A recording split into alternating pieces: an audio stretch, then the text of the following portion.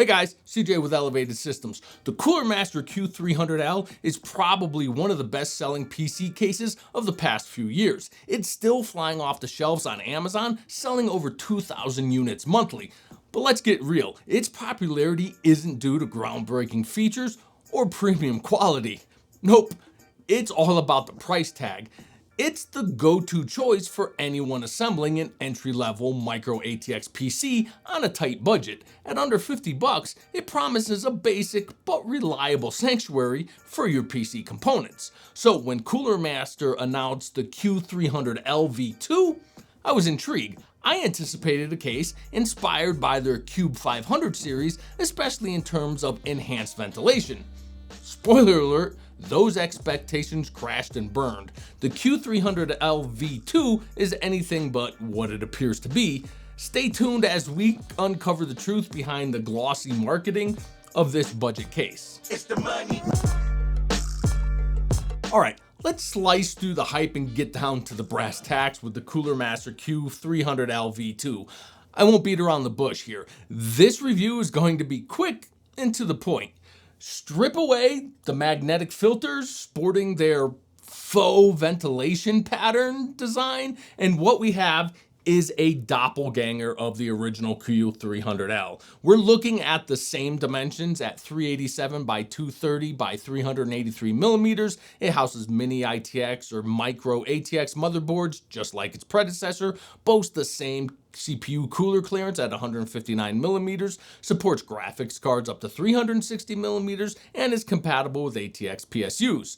Storage options are unchanged. You got space for one 3.5-inch hard drive and two 2.5-inch SSDs. Cooling wise, it comes with a single 120 millimeter rear fan pre-installed, and you can add either two 120 or two 140 millimeter fans in the front or two 120s on the top. The 4 PCIe expansion slots are still the punch-out kind. Same bottom filter barely held on with the rubber pegs that fall off and get lost anytime you move the case. And the mesh steel ventilation is more metal than mesh, still. Now, for the grand change, they printed on some decorative non-functional ventilation holes on the external plastic mesh filter and shuffled the front I/O to the top front. They did throw in a USB 20 gigabit per second Type-C port, so I'll give them that. But get this, for these upgrades, you're shelling out an extra 20 bucks over the original. Okay guys, let's talk about the build experience with the Cooler Master Q300L V2. I'll delve into Cooler Master's questionable marketing and those faux vents later, but for now let's discuss assembly, which you've probably guessed is a carbon copy of the original. For this build, I skipped my go-to test rig since its 165mm tower air cooler wouldn't dream of fitting here. Besides, let's be real, the Q300 V2 isn't exactly attracting the high-end PC crowd. I opted for a humbler setup, an Intel 13400F paired with a Radeon RX 6600 on an Asus Prime B660M Micro-ATX motherboard. Initial steps were a breeze. The motherboard settled in snugly and the 158.8mm tower cooler just squeaked by, but then came the fans. I chose a 3-pack of Inwin Neptune static pressure fans, and no surprise, Cooler Master hasn't addressed the old issues. The fan mounting holes are still too narrow for typical fan screws. Sure, you can jimmy the screws into any of the ventilation holes, or get creative with a more hands-on approach. Top fan installation is like deja vu. The default spot is a no-go thanks to the motherboard interference, notably the EPS cable. So nudging the fan forward and using the vent holes is still the workaround.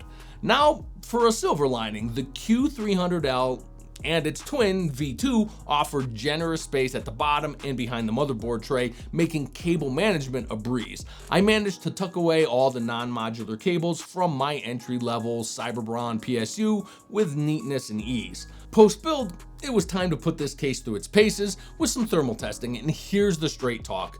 The redesigned dust filter doesn't keep your PC breathing easy, despite using a 120mm tower cooler, which is frankly overkill for the modest 13400F that could coast by on its stock cooler, we saw a noticeable uptick in CPU temps compared to an open bench setup. We're talking a jump of 4 degrees. The GPU wasn't spared either, heating up by an additional 7 degrees. However, thanks to a strategically placed top fan pulling air across the VRM, we did manage to shave off 3 degrees from the motherboard temps. Let's be clear though, I didn't sabotage this setup. In fact, I armed it with static pressure optimized fans to suck in every possible ounce of air through the steel and mesh straitjacket. But let's face reality, most budget builders won't be shelling out $35 on 3 fans when you can snag a 5 or 6 pack for about 20. Alright guys, let's get down to the heart of the matter with the Cooler Master Q300L V2. I won't sugarcoat it. I'm pretty let down. Cooler Master decided to slap on a fake ventilation pattern, tweak the I/O slightly, and jack up the price by $20, and have the nerve to call it a new case. But the real kicker, the true source of my disappointment, is the marketing misdirection. Maybe it's just the gullible optimist in me that got played, but those promotional images, they sure make it look like this case had some serious ventilation upgrades with larger holes behind that mesh filter. Yet, I'm convinced this isn't a case of innocent misrepresentation. Cooler Master clearly didn't want to showcase what's really behind the mesh. Not a single product photo shows the case without those deceptive filters. That's a stark contrast to the original, where the second image cuts to the chase, revealing the printed pattern. Not to mention, whether you were a fan of it or not, the fractal pattern printed on the original filters had an artistic touch that added a certain flair to the case aesthetic. But fake ventilation holes mimicking an actual pattern of another one of their cases? I have to call it like I see it, guys. In my book, that's not stylish, it's not artful, it's a shortcut that undermines genuine design efforts. What's your take? Do you see this as a masterstroke of art? Or do you agree that it's a misdirection? Drop your thoughts down below. Let's get a conversation going. But here's the real sting. For me, Cooler Master has been a respected name in the PC modding arena, a champion for builders. And because most looking at this case are likely on a shoestring budget, if fooled, that extra $20 could have gone towards a better CPU cooler or more effective fans, actual upgrades that generally enhance performance, not just printed illusions of functionality.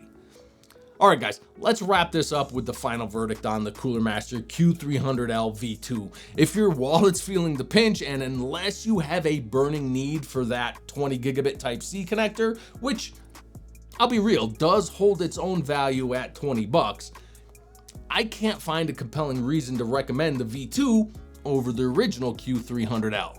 The OG case is solid, no nonsense, and for its price, a well-built enclosure for your less demanding components. It's a breeze to build in for a compact MATX frame, and with a few choice fans, you can give the airflow a much needed kick. When you stack it up dollar for dollar, the original is just a better value compared to the V2. Plus, with the V2 pushing $60, your cash could be better spent on other options that truly deliver. There you have it, guys, a no fluff, straight to the point rundown. If you value that kind of honesty, smash that like button and consider subscribing for more tech talk. And I'll catch you in the next one.